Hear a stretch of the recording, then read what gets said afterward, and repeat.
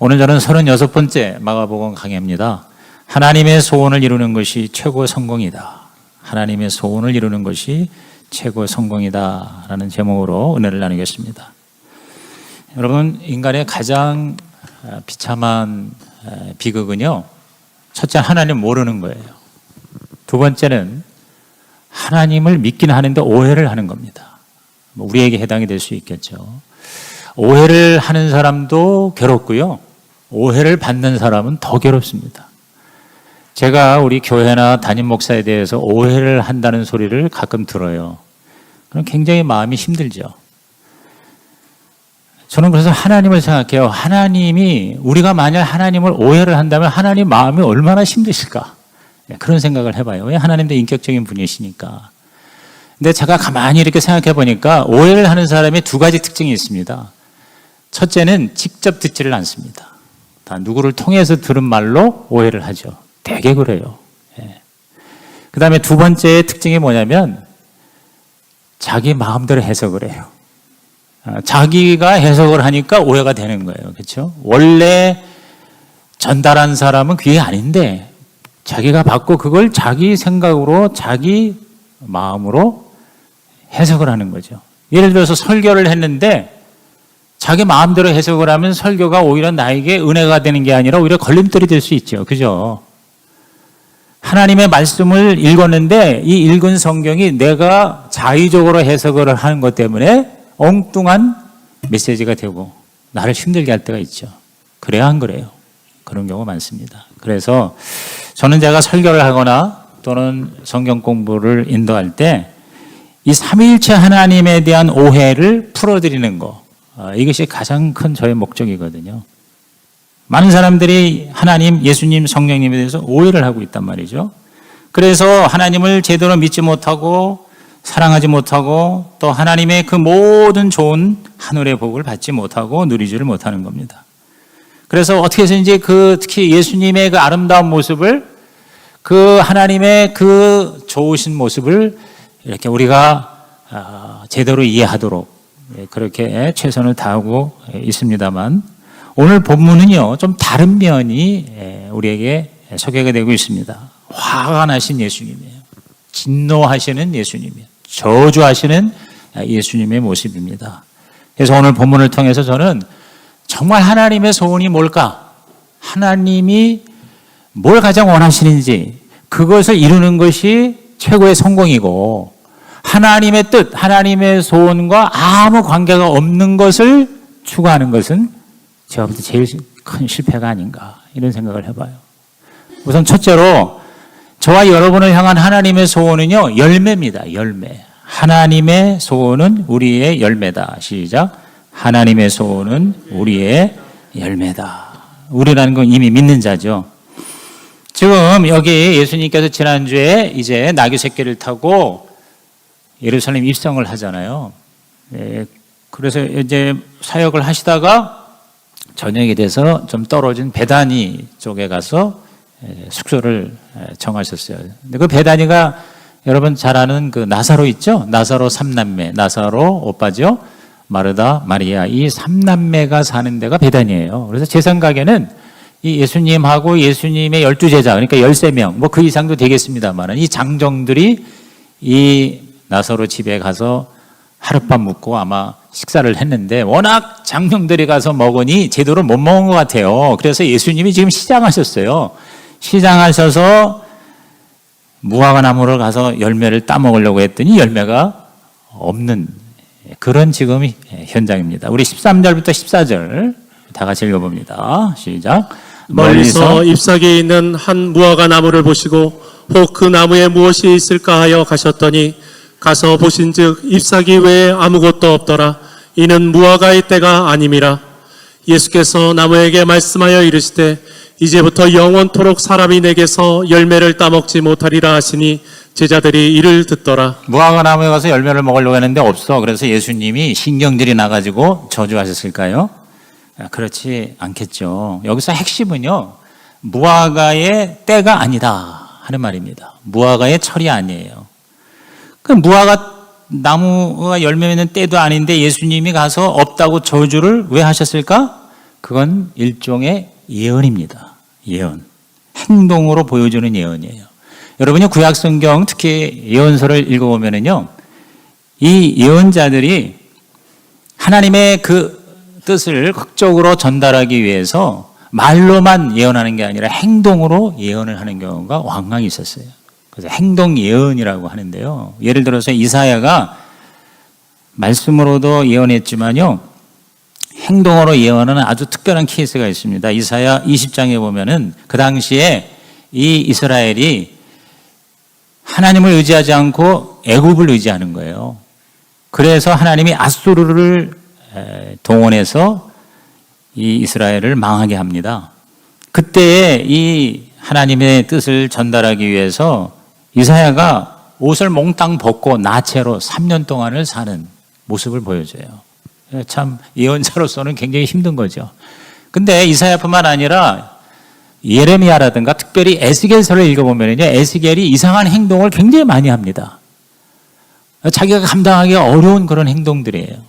제가 얘기하기에 민망한 그런 행동 예언을 해요.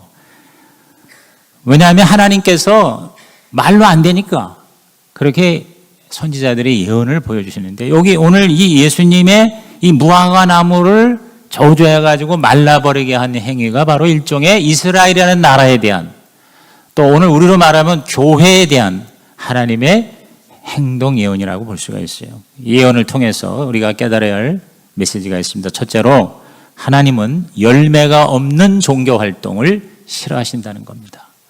하나님은 열매를 원하시지 열매 없는 것을 원하지 않으세요. 이 무화과 나무는 포도나무와 함께 이스라엘을 상징합니다. 이스라엘이 잎이 무성하지만 열매가 없는 그런 종교 활동을 열심히 한 걸 주님은 여기에 대해서 경종을 울리신 거예요. 이 유대인들이 종교로는 열심히 했지만 그러나 하나님의 소원, 하나님의 뜻과는 관계없는 삶을 살았었어요. 그래서 사도 바울도 로마서에 보면 유대인들이 열심은 있으나 지식을 쫓은 것이 아니라 그랬어요. 오늘 우리들도요, 열심은 있는데 엉뚱한 열심을 한 경우가 있을 수 있어요, 없어요? 많습니다. 이번에 제가 종교개혁 성지순례를 가서 1000년 동안 이 로마 카톨릭 교회가 얼마나 열심히 하는지, 여러분 그들의 그 하나님을 사랑하는 열심은 대단했어요. 그 베드로 성당 이거 짓는 거가요, 지금으로도 그거 사실 감당하기 어려운 어마어마한 헌신이에요. 그 면죄부 판매하고 그 다음에 이 성유물이라고 그래가지고 뭐 예수님의 뭐 뼈, 그 다음에 뭐 성자들의 무슨 뭐 옷, 뭐 기타 등등 이런 것들을 이거 다 가짜죠. 그런데 그거를 엄청난 돈을 주고 구입을 하고 그런 어떤 그 신앙심은 굉장히 열심히 했어요. 종교활동 굉장히 열심히 했었어요. 그런데 뭐요? 다 엉뚱한 거예요. 지식을 쫓은 게 아니에요. 오해를 한 거예요. 그걸 우리에게 보여주고 있는 겁니다.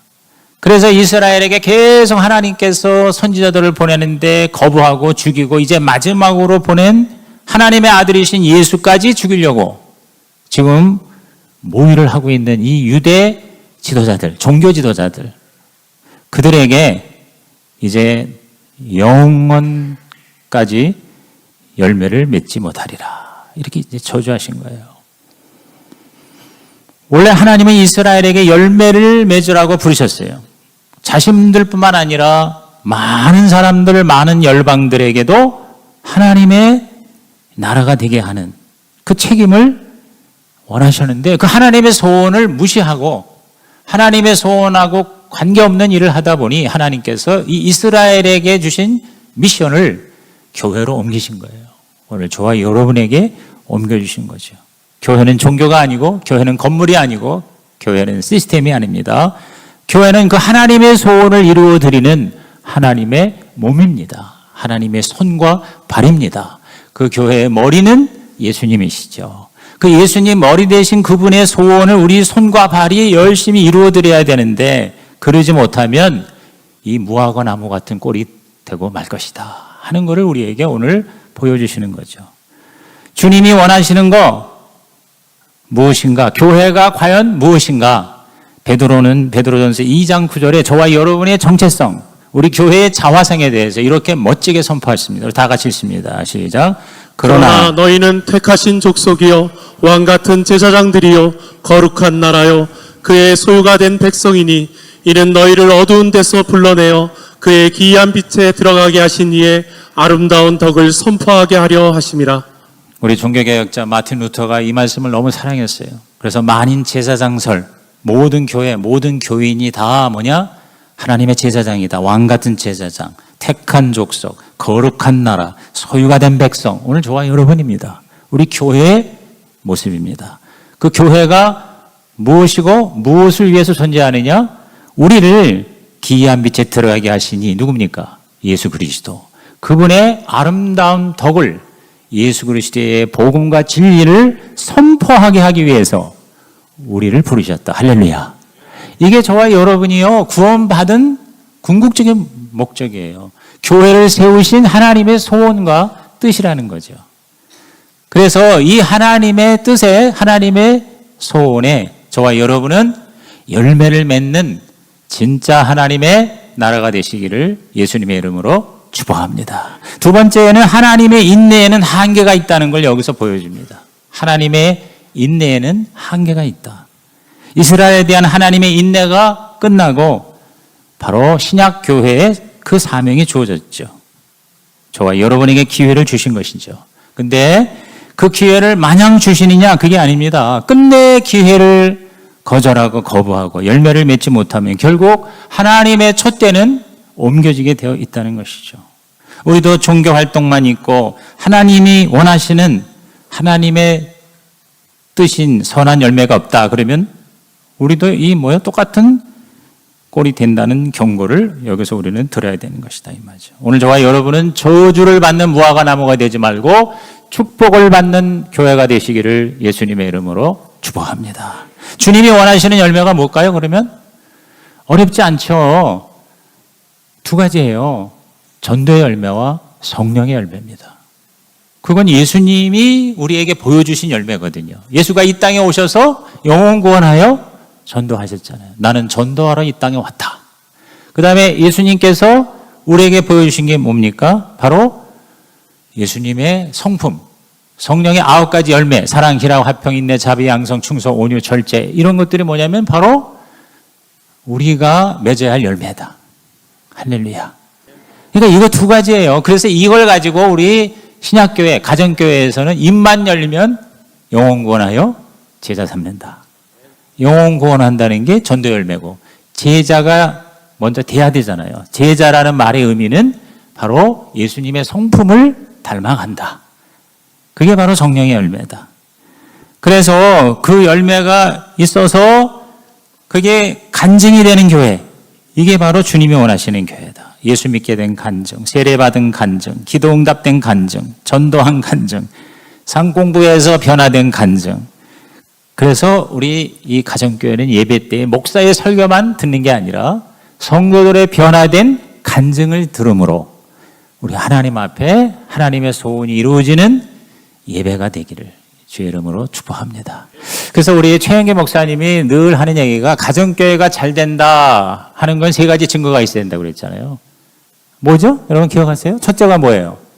바로 믿지 않은 사람이 이 교회를 통해서 예수 믿게 된다. 영혼 구원이죠. 우리들끼리만 모여서 신나는 예배가 아니라 안 믿는 사람이 VIP가 목장에도 초대가 되고 교회에도 같이 동참하는 것이 가정교회 제대로 되고 있다는 증거다. 두 번째는 뭐예요? 저와 여러분 기존 교인들이 변화가 된다는 거죠. 변화가 안 되는 사람이 얼마나 많아요. 평생 모태신앙 30년을 40년을 예수 믿는데도 그대로인 사람들이 엄청나게 많잖아요. 근데 우리 가정교회는 그건 교회가 아니다. 변화가 돼야 된다. 그래서 예수 믿으면 적어도 3년 정도 되면은 제자의 모습이 나타나는 거를 꼭 그렇게 돼야 된다가 아니라 되게 그렇게 나타난단 말이에요. 그래서 진짜 가정교회 잘 되고 있는 교회는요, 예수를 영접한 지 3년이면은 벌써 목자, 목녀가 될 준비가 돼요. 그리고 목자로 이미 나가고 있어요. 제가 지난주에 우리 성도방에다 올린 이영애 목녀 있잖아요. 꿈꾸는 교회 이영애 목녀. 우리 셋째 주, 다음 주에 우리 총목에 그분 간증하러 옵니다. 그분하고 그 남편 심영섭 형제가 전혀 예수 안 믿는, 그런데 자기 아들 기독교 학교 대안학교에 보내려고 추천서 받으러 왔다가 우연히 와가지고 이제 결국 예수를 믿게 됐잖아요. 그런데 예수 믿은 지 2년 만에 목자가 됐어요. 목녀가 됐어요. 그 남편이 변화되지 않을 사람인데 변화가 됐다. 이게 바로 가정교회다. 뭐 가정교회라기보다 이게 바로 교회다. 동의하시면 아멘 하시기 바랍니다. 그러니까 우리가 교회를 왔다 갔다 출석만 하고 내가 몇 년 믿었다, 종교활동이 아니라는 거죠. 지금 계속 얘기하는 메시지가 그겁니다. 변화가 된다는 거죠. 그 다음에 세 번째가 증거가 뭐냐? 교회가 행복하다는 거죠. 교회가 행복하다는 거죠. 어제 우리 목장에 어느 목자가 목장 끝내고 그리고 목사님한테 목회일기를 보내니까 저는 너무 행복합니다. 그래서 That's the church. 그게 바로 교회라는 거죠. 그게 바로 하나님이 원하시는 무화과라는 것이죠. 오늘 저와 여러분이 바로 이러한 하나님의 소원이 이루어지는 개개인이 되고 목장이 되고 그리고 우리 성시교회가 되시기를 주님의 이름으로 축원합니다. 아주 간단히 말하면은 우리는 영혼 구원을 하는 것이고 예수님을 닮아가는 거, 그 전도의 열매와 성령의 열매가 주님이 원하시는 열매고 주님이 찾고자 하는 열매라는 거죠. 그게 없으니까 이 무화과 나무가 저주를 받은 거거든요. 다시 한번 저와 여러분의 간절한 주의 소원이 뭡니까? 주께서 마지막 주신 것, 이걸 유언이라고 그러잖아요. 유언. 그렇죠? 지상명령. 지상명령이라는 건 지극히 위대한 명령을 지상명령이라고 그러잖아요. 자, 우리 마태 28장 19절 20절 말씀. 우리 가정교회 신약교회의 모토입니다. 큰 소리로 시작.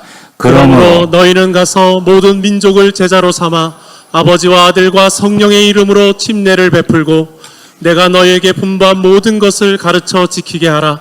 볼지어다 내가 세상 끝날까지 너희와 항상 함께 있으리라 하시니라. 디모데전서 2장 4절에 바울도 이걸 요약해서 시작. 하나님은 모든 사람이 구원을 받으며 진리를 아는 데 이르기를 원하시느니라. 이게 하나님이 원하시는 소원이라고 분명히 명명백백하게 말씀했잖아요. 그러니까 우리도 이거를 원하는 거예요. 그게 바로 교회예요. 아니, 자기 마음에 안 맞으면 나 교회 안 나가. 아직도 이런 사람이 있단 말이에요. 우리 교회에서 이제 뭐 내가 마음에 안 맞아. 목사님이 기분이 안 좋아. 교회가 말이야 하는 게 영 마음에 안 들어. 나 교회 안 나가. 여러분, 이게 교회가 아니거든요. 내 소원을 이루는 것이 교회가 아니라 주님의 소원을 이루는 것이 교회인데, 주님의 소원을 이루면 내 소원은 그 안에 완전히 농축이 되어서 내가 원하는 것보다 더 좋은 것을 하나님은 예비해 주신다는 거죠.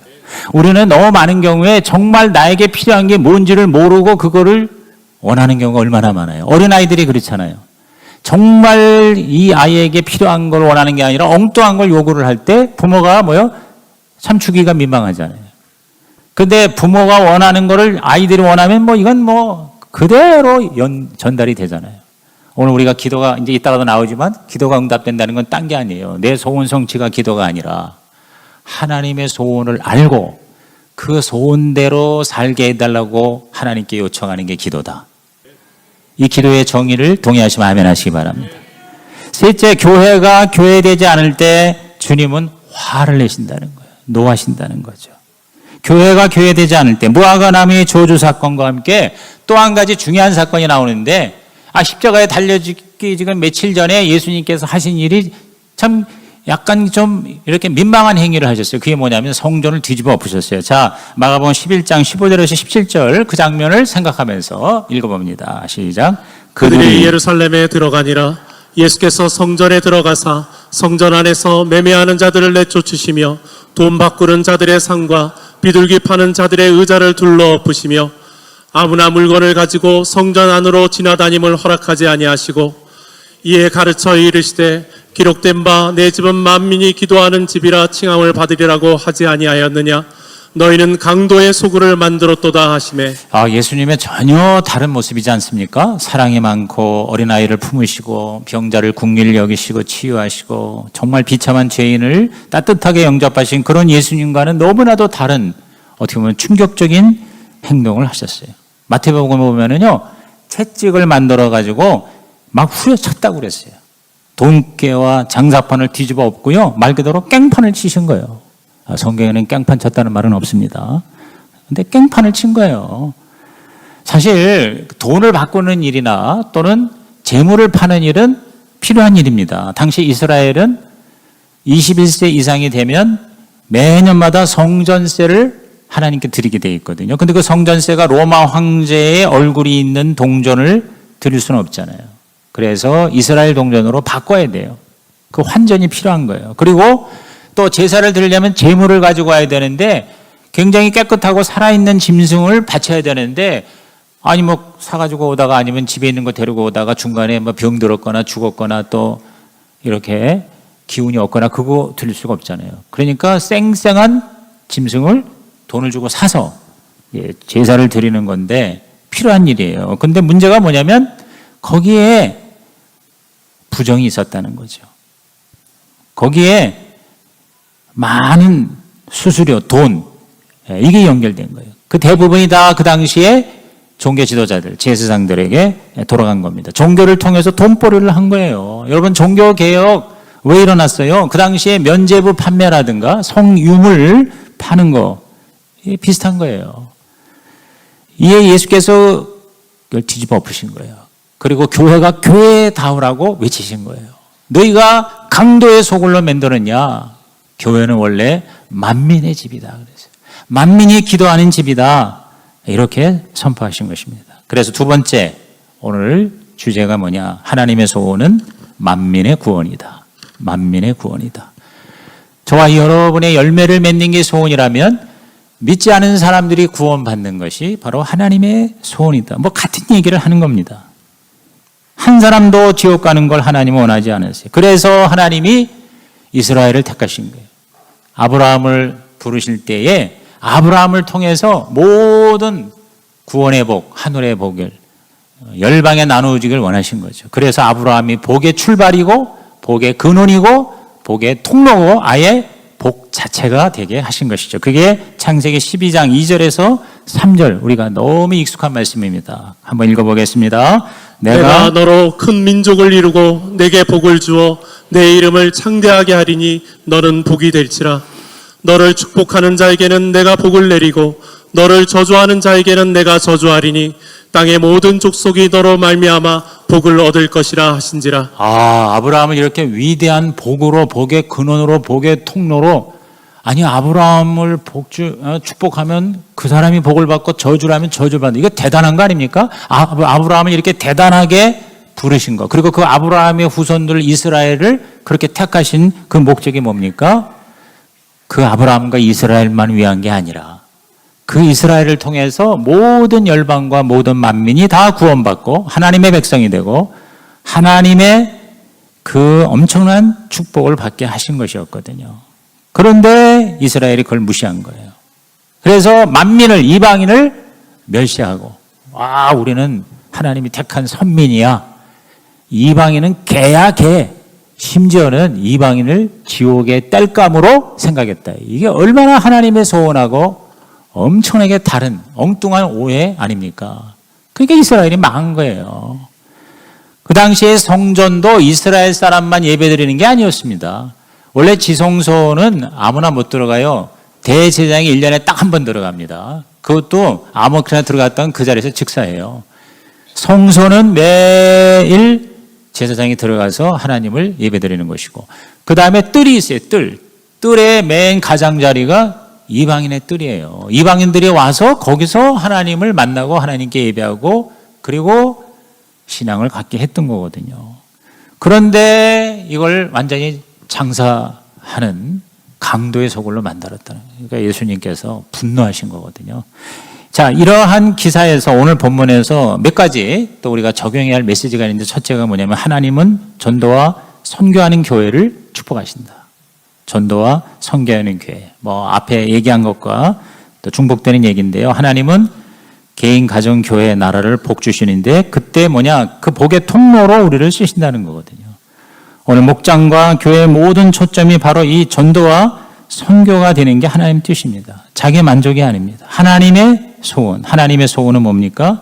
바로 많은 사람들이 와서 예수를 믿고 하나님을 알고 행복한 삶을 살고 그리고 진짜 이 땅에 존재하는 목적을 이루는 멋진 삶을 살게 하는 것이다. 제가 어제 목장 신방을 가는데 동탄에 있는 목장을 갔어요. 동탄 몇 번 가봤지만 전체를 관통하는 그런 운전을 했는데, 이야, 동탄이요? 정말 괜찮더라고요. 굉장히 커요, 우선. 그러니까 가장 우리나라에서 크고, 분당보다 3배나 더 크다 그러니까. 그리고 가장 최근에 만들어진 도시답게, 정말 괜찮더라고요. 그래서 그 안에 사는 사람은 너무 좋을 것 같더라고요. 근데 그 동탄에 이제 그 목장 하는 집에 갔는데, 너무 집도 좋고요. 다락방이라고 올라갔더니 다락방이 아니라 마가 다락방이 한 120명은 들어가겠어요. 그래서 이야 좋다 하면서 무슨 생각을 했냐면 저는 그냥 목사라서 그런 게 아니라 이야 여기 목장이 한 100명 모이겠다 내가 그런 얘기. 그래가지고 그 목장이 막 분가돼서 동탄에 가정교회가 많았으면 좋겠다. 그게 하나님 소원이에요. 그 소원을 이제 나도 모르게 내가 얘기를 한 거예요. 글쎄 모르겠어. 거기 목자 목녀는 스트레스 받았는지는 모르겠는데 또 저 소리야. 그렇게 할지 모르지만 저는 그게 하나님의 소원일 것 같아요. 그러면서 그런 생각을 했어요. 이 좋은 아파트와 이 모든 집이 가정이 하우스 처치가 되는 거예요. 가정이 교회가 되고 집이 성전이 되고 평신도가 목회자가 되는 것이 얼마나 아름다운 하나님의 꿈일까. 그렇지 않습니까? 겉으로 보이는 그 멋진 도시가 거룩해져서 하나님의 성전이 되고 교회가 되고 하나님의 나라가 된다면 그게 천국이 아니겠나. 그게 하나님이 원하시는 게 아닌가. 아멘을 한 사람만 하네요. 여러분 아멘을 자꾸 하면 기적이 일어납니다. 그렇게 얘기하는데도 안 하더라고. 아니 예배 끝난 다음에 은혜 받았습니다 하는 말 대신에 헌신하겠습니다. 섬기겠습니다. 그런 말 하라고 그러는데 몇 명밖에 안 하더라고요. 할 때까지 자꾸 얘기해야지 어떡하겠어요. 그러죠? 근데 그렇게 하세요. 그렇게 하시면 좋은 일이 일어납니다. 그래서 여러분이 그 얼마나 좋은 꿈입니까? 신학교 나와서 목사 안수 받아만 목회자가 아니라 평신도가 가정교회 와서 2년 3년만 상 공부하고 예배 드리고 목장 열심히 참석하면 목자 목녀 하는 거 그대로 흉내내면 자기도 목회자가 될 수가 있고 전도자가 될 수가 있고 선교사가 될 수가 있고 할렐루야. 아니 이런 복이 어디 있어요. 좀 힘든 건 있어도 그러나 이 세상에 좋은 거 힘 안 든 게 어디 있어요. 골프를 칠래도 얼마나 힘들어요. 여러분 편안하다고 좋은 게 아니잖아요. 그러니까 여러분께서 조금 이렇게 관점을 바꾸면은요 얼마나 우리가 복된 존재라는 것을 깨닫게 될 줄로 믿는 것입니다. 그냥 죽을 때만 기다리는 존재가 아니지 않습니까? 그저 먹고 사는 거, 그저 세상에 좀 잘 산다는 거, 잘 살아봐야 얼마나 잘 살고. 여러분, 오래 살아봐야 얼마나 삽니까? 여러분, 인간 아무것도 아니에요. 그런데 영원한 가치를 하나님께서 우리에게 주신다는 거죠. 얼마나 감사해요. 저는 그런 생각을 해봐요. 가정교회는요, 거리하고 상관없어요. 그래서 지금도 동탄, 또 저기 하남에서, 구리에서, 서울에서 성도들이 교회가 되는 거예요. 왜? 일주일에 한 번은 여행 삼아 오는 거고, 연합예배 드리고, 그리고 평일날에는 가정에서 교회를 이루라 이 말이에요. 거기서 예배 드리고, 거기서 교제하고, 전도하고, 거기서 서로를 사랑하는 게 이게 바로 교회다. 그래서 모든 가정이 교회되게 하는 이 꿈이 주님의 주신 소원이 저와 여러분의 비전이 되기를 예수의 이름으로 축복합니다. 우리가 그걸 잘 못한다고 해서 포기할 거 없다. 이게 잘 안 된다고 해서 이게 나쁜 거다. 이렇게 얘기할 수 없잖아요. 그렇죠? 그러니까 여러분은 그냥 하면 되는데 안 하니까 안 되는 거라.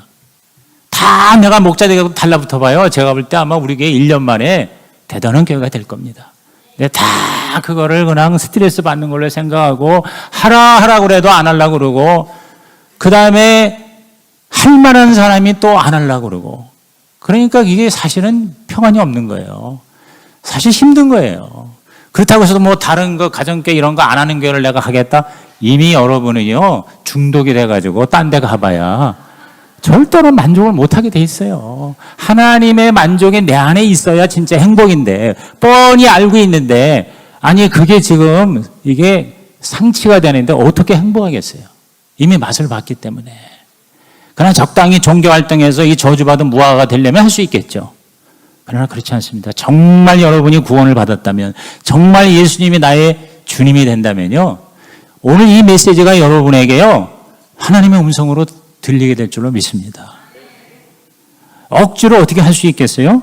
그래서 저와 여러분이 힘들지만 행복하다는 게 가정교란 말이에요. 두 번째는 약속의 기도는 반드시 응답됩니다. 여러분, 하나님의 뜻에 일치되는 기도는요, 반드시 응답되게 돼 있어요. 예수님께서 성전을 뒤집고 청소하신 것이 무슨 혁명을 일으키기 위해서 한 게 아니에요.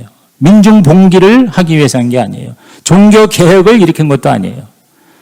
예언하신 거예요. 예언하신 거예요. 그래서 그 다음날 다시 성전을 가시다가 전날 저주받은 무화과가 하나 말라 죽었어요. 자, 20절 이해해 보세요. 그들이 아침에 지나갈 때 어저께 저주받은 무화과 나무가 뿌리째 마른 걸 보고 이 베드로는요 또 그냥 안 지나가 생각이 나서 여짜오되 라삐요 보소서 저주하신 무화과 나무가 말랐나이다. 참 이 베드로는 베드로예요. 근데 예수님께서 그렇게 막 설치는 베드로를 뭐라고 지적한다기보다는요 기도에 관한 교훈 메시지로 돌리셨어요. 그게 22절부터 24절입니다. 다 같이 읽어보겠습니다. 시작. 예수께서 그들에게 대답하여 이르시되 하나님을 믿으라. 내가 진실로 너희에게 이르노니 누구든지 이 산더러 들리어 바다에 던져지라 하며 그 말하는 것이 이루어질 줄 믿고 마음에 의심하지 아니하면 그대로 되리라. 그러므로 내가 너희에게 말하노니 무엇이든지 기도하고 구하는 것은 받은 줄로 믿으라. 그리하면 너희에게 그대로 되리라. 여러분, 무화과 나무를 저주하고 성전을 뒤집어 엎고 청소하고 그런 무시무시한 예수님의 모습에서 이 말씀이 나온 것은 저와 여러분에게 엄청난 희망을 주는 메시지 아닙니까? 하나님을 믿으라는 거예요. 믿는다면 어떠한 것도 될 거다. 산을 명하여 옮기라 그러면 옮겨질 거다. 이거는요 그 당시에 관용길 표현입니다. 불가능한 것이 가능해진다 하는 그런 일종의 관용기입니다. 관용기라는 게 뭐냐면 일종의 속담 같은 거라는 거거든요. 하나님의 소원을 따라 하나님의 뜻에 맞추어 기도하면 단 한마디의 기도일지라도 산이 옮겨지는 기적이 불가능이 가능이 될 것이다 라고 우리 주님이 우리에게 희망을 주셨다. 내 기도가 왜 응답이 안 될까? 여러분, 기도는 자기 소원 성취가 아니라 하나님의 소원을 이루어드리는 거라고 그랬잖아요. 그러니까 내 기도를 한번 돌아봐야 돼요. 내가 정말 하나님이 원하시는 뜻을 따라 기도했는가? 그러면 이루어지게 돼 있다는 거죠. 근데 대부분의 기도는요 하나님의 뜻하고 관계없는 게 많습니다. 그저 내가 복 받는 거예요. 내가 치유받고 내가 사업이 잘 되고 내가 돈 많이 벌고 내 자식이 잘 되고 거기에만 초점을 맞추는 것이지. 그게 바로 무화과예요. 이스라엘이에요. 저주받은 모습이에요. 하나님의 뜻은 그게 아니었죠. 왜 여러분에게 돈을 주셨을까요? 왜 여러분에게 자녀를 주시고 좋은 아파트를 주셨을까요? 그걸 통해서 우리 하나님의 수많은 다른 백성들이 지금 신음하고 있는데 그들에게 하나님의 사랑을 전하는 도구로 통로로 쓰시기 위함이다.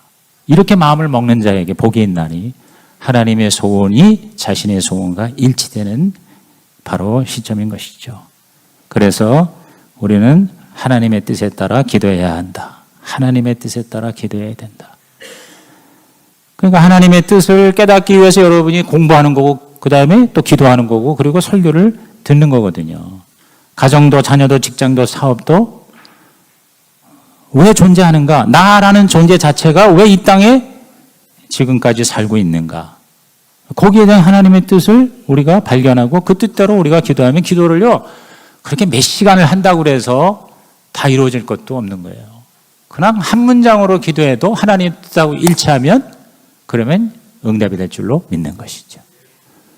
저는 어떻게 보면 기도는 필요가 없다고 생각하는, 이상한 말 하네 그렇게 할지 모르지만 제가 그랬잖아요. 기도라는 거는 하나님의 뜻을 아는 것이 기도거든요.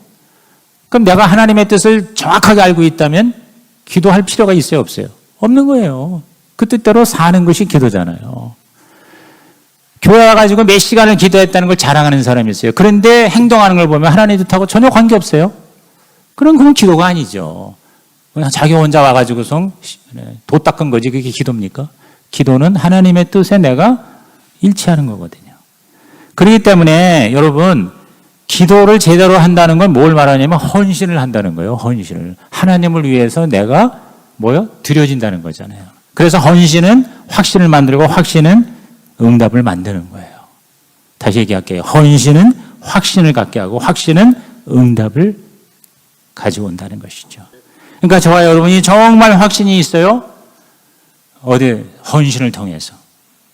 자 보세요. 목장에 열심히 참여하고 목장 목료가 되고 싶기 위해서 또 동역하고 빠짐없이 어떤 일이 있어도 목장을 이렇게 하는 게 그게 헌신이잖아요. 그렇게 하는 사람은 왜 그래요? 확신 있는 사람이에요. 확신 있는 사람은요. 기도가 그렇게 어렵지 않아요. 기도에 하나님의 응답을 받아요. 이 재미로 사는 은혜가 있기를 주님의 이름으로 축복합니다. 그래서 내가 목사의 자격이 없는 사람이 목사가 됐어요. 목자 목료가 자격이 없는데 목자 목료가 됐어요. 심지어 구원받을 자격이 없는데 나를 구원해 주셨어요. 왜 그랬을까? 라고 한번 생각해 보는 거죠. 아하, 나를 통해서 하나님이 하나님의 소원을 이루시는가 보다.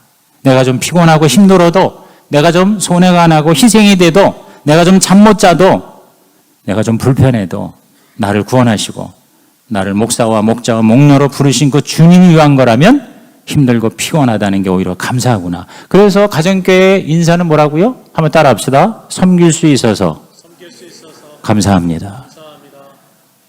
섬길 수 있어서 감사합니다요. 그러므로 오늘 저와 여러분께서 이걸 자꾸 의무로만 생각하면은요, 감당이 안 됩니다. 어제 제가 성령사랑교회, 엄교 목사님 아시죠? 성령교회가 이름이 또 바뀌었더라고. 성령사랑교회라고.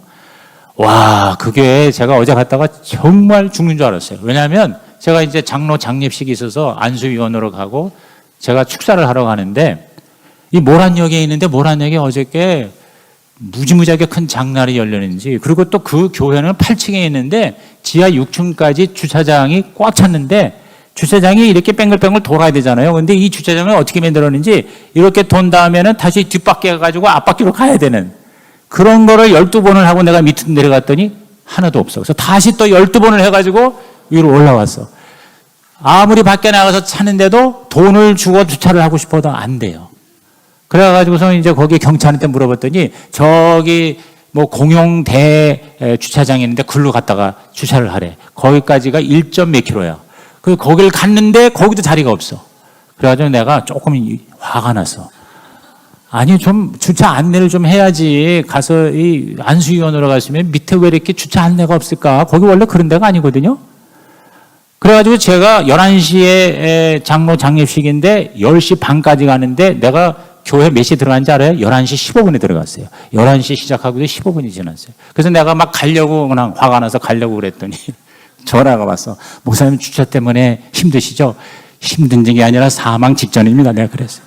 그랬더니 빨리 다시 교회 건물로 오시면 전도사님 교육자를 내려보내서 차를 패스하고 바로 올라오십시오. 그래서 아니 그러면 속으로 그럼 미리 얘기를 하지. 그래서 이제 거기 또 가는데 또 한참 걸려. 그래가지고 가서 그랬더니 거기 어떤 전도사가 내려와서 차를 봤는데 내 걱정이 이 차를 가지고 저 친구가 지하 내려가다가 긁힐 것 같아. 그래서 내가 지하로 가지 말고 좀 바깥에 대라.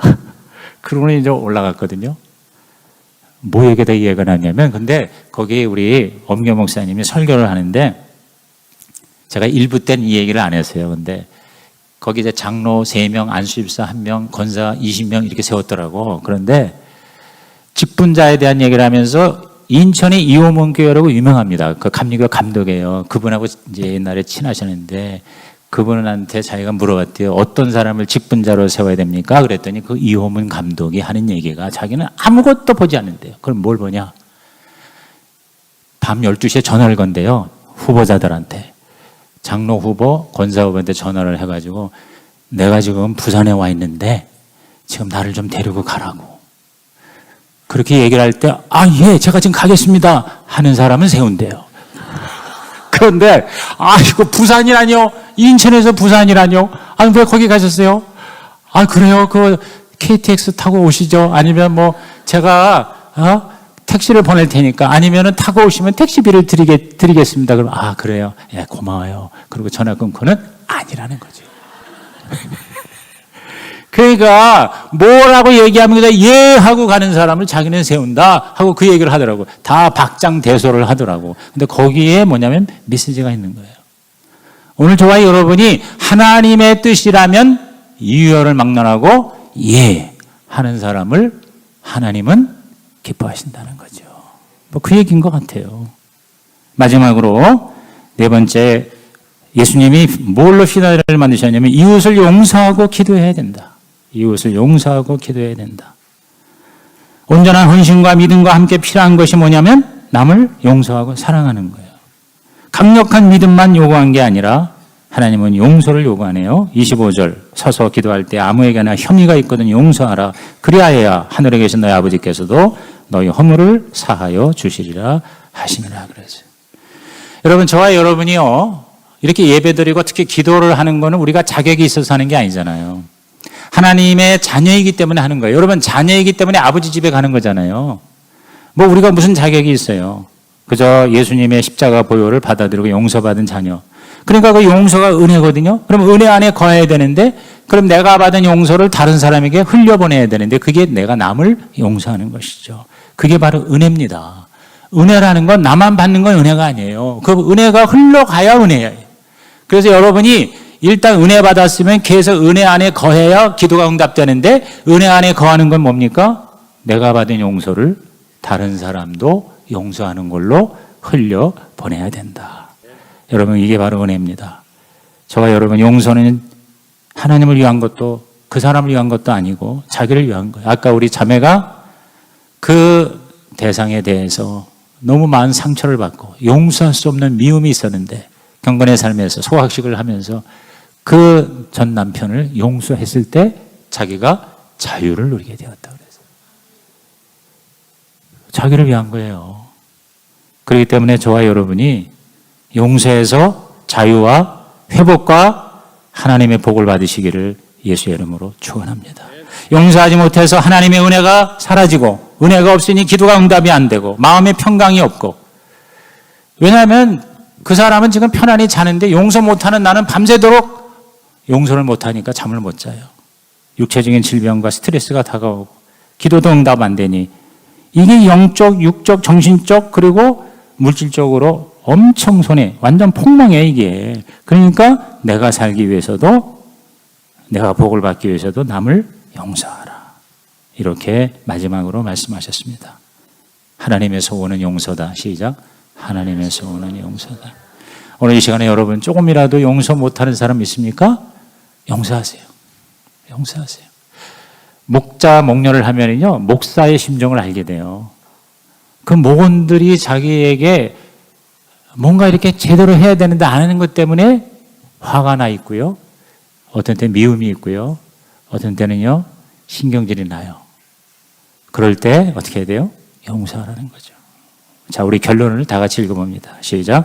하나님의 소원을 이루어 드리는 것이 인생 최고의 성공이요 행복이다. 하나님의 소원은 1. 우리가 열매 맺는 것이요 2. 만민이 구원받는 것이다.